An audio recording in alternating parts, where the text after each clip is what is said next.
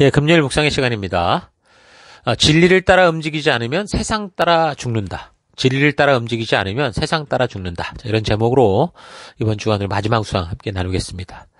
자, 어제 우리는 분명 예수로 말미암아 하나님의 자녀가 되는 권세를 얻었으나 우리가 하나님의 자녀로 회복돼서 하나님의 말씀의 가치를 바르게 알고 그 뜻대로 살고자 하는 영적인 싸움에 적극적으로 임해서 옛사람을 버리고 새 사람답게 살고자 하지 않으면 우리도 모르는 사이에 세상의 풍파에 휩쓸릴 수 있다라는 것을 생각해 봤는데, 계속해서 이제 5장 4절부터의 내용을 보면 성도들이 세상을 이기는 힘이 바로 이제 믿음이다라는 얘기를 합니다. 그 믿음은 예수님이 하나님의 아들 되심을 믿는 것이다. 분명하게 또 그 믿음에 그런 어떤 정의를 내려주죠. 그러니까 기독교는 유대인들이 그냥 선지자의 한 사람이라고 보는 예수를 우리는 나를 죄에서 구속하신 메시아다. 하나님의 유일하신 아들이다. 그리스도다. 그리스도가 바로 그분이다라는 것을 믿는 믿음을 가진 그런 모임이 기독교입니다. 그래서 그 예수께서 명하신 대로 하나님과 온전히 회복된 관계 속에서 우리 하나님이 우리에게 말씀하신 법도와 규례와 명령과 계명의 가치를 따라 믿음으로 살아가는 존재가 된다. 이 사실을 지금 사도 요한이 얘기를 하죠. 5장 2절 우리가 하나님을 사랑하고 그분의 계명을 지키면 이것으로서 우리가 하나님의 자녀를 사랑하고 있음을 압니다. 하나님을 사랑하는 것은 그분의 계명을 지키는 것입니다. 그분의 계명은 무거운 짐이 아닙니다. 그것은 하나님에게서 난 사람은 다 세상을 이기기 때문입니다. 세상을 이긴 승리는 이것이니 곧 우리의 믿음입니다. 세상을 이기는 사람은 누굽니까? 예수께서 하나님의 아들이심을 믿는 사람 아니겠습니까? 5절까지 읽어드렸습니다. 그러니까 우리에게 이 말씀은 그저 아멘이고 당연하게 받아들이는 그런 말씀이지만 그 당시 초대 그 기독교 안에는 이렇게 예수가 과연 누구신가 하는 것에 대한 많은 혼란들이 있었습니다. 그 당시 헬라적 사고, 헬라적 세계관을 가지고는 이게 거룩한 영이, 그러니까 영이 죄마든 육체의 몸을 입을 수 없다. 그러니까 영과 육은 하나 될 수 없다라는 게 정설이었습니다. 그래서 오랫동안 그런 가치관에서 살아왔던 사람들에게 하나님이라는 이 창조주 신이 육신의 몸을 입고 이 땅에 오신다는 것은 상상조차 하기 힘든 거죠. 그래서 이 사람들은 이 천지를 창조한 하나님이 육적인 걸 만들었다는 것 때문에 하나님조차 온전한 하나님이라고 보질 않아요. 그러니까 사람을 위해 신이 성육신하신 몸으로 이 땅에 오신 분이 예수요, 그가 바로 하나님의 아들이라는 사실을 믿는 것은 그 당시 너무 어려웠던 거죠. 헬라 철학적 사고로는 그것을 받아들일 수 없었기 때문에 영지주의자들의 주장과 같이 예수를 그리스도로 인정하지 않고 자꾸 다르게 생각하는 그런 일들이 생긴 것이었는데, 그런 추론이 잘못된 거고 예수는 진정으로 하나님의 아들이셨다라는 이 사실을 알게 할 수 있는 그 산 증인들이 참 그래서 굉장히 중요했었죠. 그러니까 시간이 흘러가면서 사도들을 비롯한 증인들, 예수님의 사역과 죽음과 부활과 승천을 목격했던 사람들, 또 성령의 임재를 체험했던 사람들이 대부분 이제 순교로든 뭐 나이가 먹어서든 세상을 떠나기 시작하면서 그 1세들이 없어져 가면서 여전히 존재하고 있는 교회들은, 성도들은 이제 사도의 글이나 또 전에 내려온 가르침을 통해서 예수가 그리스도시다라는 걸 이제 믿고 교육받고 있었는데, 아무래도 증인들이 점차 없어지면서 그런 진리를 혼동케 하는 그런 내가 봤어라는 사람이 없이 여기 이렇게 기록됐어라는 것만 갖고는 시비를 거는 인본주의적 사고를 하는 사람들이 교회 속으로 들어와서 교회와 성도들을 혼란하게 하고 있었던 겁니다. 근데 그 시기 다행히도 누가 살아있었어요? AD 90년까지 살아남았던 예수님의 제자 사도 요한. 그러니까 예수님의 생애와 죽음과 부활과 승천, 그리고 성령의 임재와 교회의 탄생과 그 성장의 산 증인인 요한이 그 사실을 직접 증거하고 외치는 게 바로 이제 요한 서신들인 거죠. 그래서 증인들이 점차 세상을 떠나게 되면서 예수님이 진정한 하나님의 아들이요 그리스도셨다라는 것을 목격하고 증거할 수 있었던, 그 죽음에서 살아나신 분이라는 걸 증거할 수 있었던 증인들, 그러니까 그런 사람들이 했던 설교 또는 그 가르침을 담은 그 기록, 이런 게 이제 그 시대에 점점 중요해진 거죠. 그래서 예수님의 제자들이나 증인들이 사복음서를 비롯한 여러 편지들을 적게 되는 거고, 그래서 이제 그걸 통해서 결국 하고자 하는 얘기는 예수가 하나님의 아들이셨다. 하나님의 아들 예수가 이 땅에 오셔서 우리로 말미암아 하나님의 자녀되게 하셨다. 하나님과 관계 가운데 이끄셨다. 관계를 회복시켰다. 이런 얘기를 전하며 외쳤던 겁니다. 그래서 이제 요한은 예수님이 하나님의 아들이시다라는 것에 대한 확실한 증거로 완전한 육체의 몸을 입고 이 땅에 오신 예수를 그 진리의 성령 하나님께서 그가 세례 받으실 때 확실히 증거해 주셨는데 예수님께서 세례 요한으로부터 침례를 받으실 때 비둘기처럼 그 위에 임하심으로 이분이 바로 그분이었다는 그 성경의 언약에 따른 확실한 증거를 보여줬고 또한 성령께서 수많은 믿는 자들 안에 내주하셔서 지속적으로 예수가 하나님의 아들이심에 대해서 증거했던 것. 심지어 귀신들조차도 그런 얘기를 했단 말입니다. 그런 걸 봤던 증인으로서 우리가 그런 교회로 존재하고 있다라는 것을 이 사도 요한이 그의 서신서들을 통해 이야기를 하는 거죠. 그 사도 바울의 사역을 통해 우리가 알다시피 저들이 바르게 예수님을 믿게 될 때 항상 성령 하나님께서 그것을 확증시켜 주시는 그런 역사들이 나타났다는 걸 알 수 있는데 그래서 사실 예수님이 하나님의 아들이다라는 확실한 증거는 뭐 그렇게 이제 사도들이나 이런 사람들도 이미 체험한 사람들이죠. 그러니까 성도들도 스스로 그런 성령의 임재를 체험하고 경험한 그것이 사실 그 직접적인 체험의 가장 강력한 사실 증거라고 볼 수 있습니다.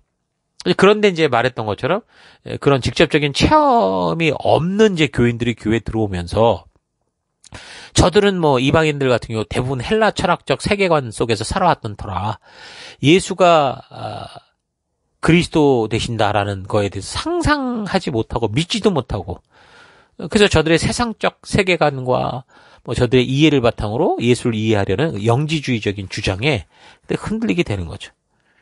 그런 말에 넘어가는 성도들이 그 시대에 이제 있었다라는 겁니다. 그래서 요한이 이 요한 일서를 통해서 굳이 예수님께서 물과 피로 임하셨다라는 것을 강조도 하고 또한 그 증인으로 성도 누구나 믿고 아는 성령 하나님의 증거를 막 이야기하고 그렇게 얘기를 하는 거예요. 5장 6절 이분은 오셔서 물과 피를 거치신 분이신데 곧 예수 그리스도이십니다. 그는 물만 아니라 물과 피를 거쳐서 오셨습니다.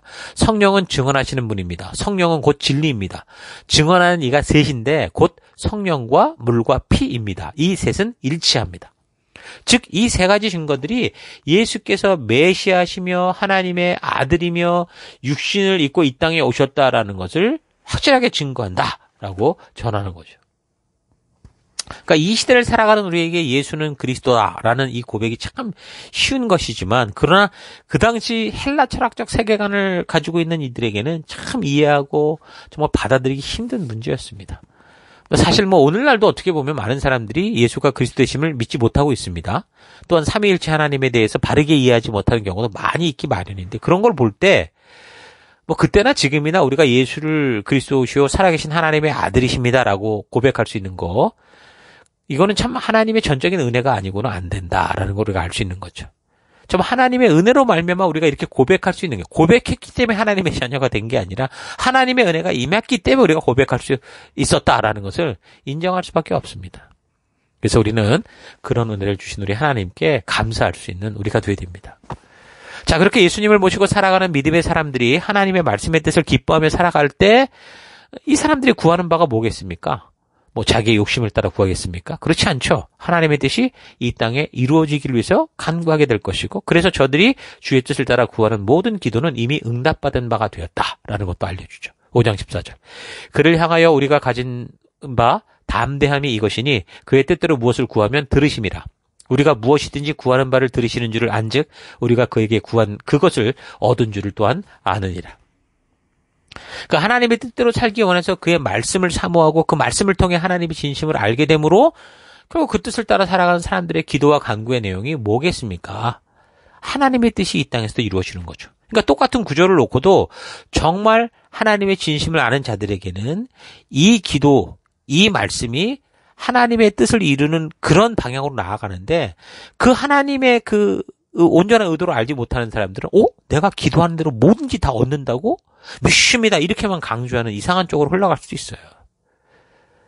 그래서 이제 하나님의 그 진정한 의도를 만난 사람들은 바른 기도가 뭐다라고 가르치지 않아도 하나님과의 온전한 관계에 있어서 그의 뜻을 따라 살아가는 그러면서 그 관계 속에 교제하는 그런 삶이라면 가르치지 않아도 안타까운 외침들, 그들이 외치는 안타까운 외침, 기도들은 뭐가 되겠습니까? 다 하나님의 뜻을 따라 구하는 거죠.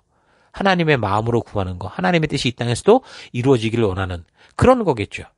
그러니까 당연히 그들이 간구하는 바는 하나님이 원하시는 바니까 그 뜻이 이루어지고 응답되는 그런 삶을 살아간다라는 겁니다.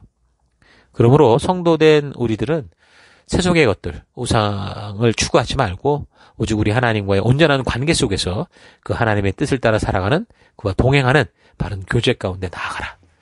그렇게 이제 사도 요한이 이런 말씀을 전하면서 그렇게 외치는 것이 바로 요한 1서의 내용이었습니다.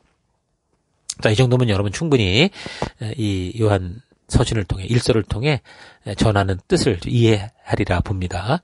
자, 계속해서 이제 요한 2서와 3서가 남았는데 요한 2서는 13절, 요한 3서는 15절로 이제 각 한 장씩 되어 있습니다. 요한 2서, 3서는 요한 1서와 달리 이제 서신서의 형식을 좀 띠거든요. 그러니까 누가 누구에게 왜 편지를 보내는지 그걸 적고 있습니다.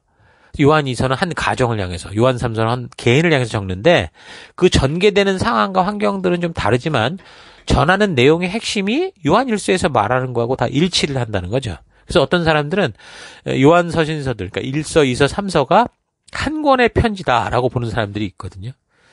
그래서 요한의 서신들을 한 권으로 볼 때 일반적인 서신들의 서두에 적혀지는 형식을 가진 게 요한 3서니까 요한 3서가 가장 먼저고, 요한 2서 같은 경우는 요한 서신의 본론이라고 할 수 있는 사실 요한 1서를 위한 어떤 서론적인 부분처럼 보이거든요.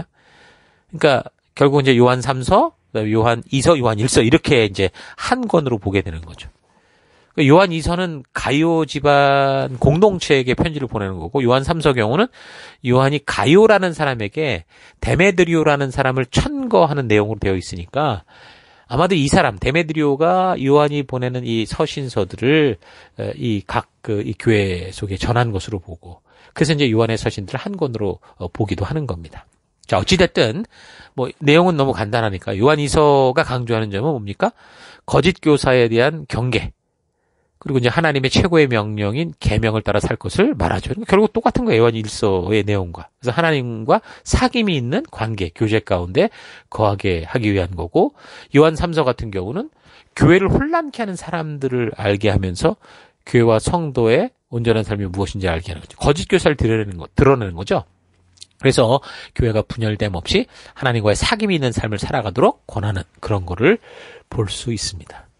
자, 이렇게 보면 요한 2서, 3서도 충분히 여러분이 이해하실 겁니다. 그러니까 전체를 좀 정리하면 요한의 서신들은 AD 70년 예루살렘 패망 이후 약 20여 년의 시간이 흐르는 AD 90년 정도의 역사적 시기까지 교회와 성도들이 그 예루살렘 패망이나 사도들의 순교의 위기에서 벗어나서 점차 좀 안정을 취하게 되면서 하나님과의 인격적 관계 가운데 하나님의 뜻대로 살아가는 그런 동행의 삶, 열방의 제사장의 삶, 택하신 족속이여 왕같은 제사장이여 거룩한 나라여 하나님의 소유된 백성으로 살아가는 삶이 아니라 평안이 주는 나태의 함정으로 빠져 들어가는 성도들이 종교적 욕구를 채우고자 하는 변질된 영지주의 이단의 사설에 빠지게 되는 그런 상황 속에서 그런 교회와 성도들에게 하나님과 바른 사귐이 있는 관계 가운데 너희가 부름받은 정체성을 알게 하기 위해 적은 거다라고 보면 되겠습니다.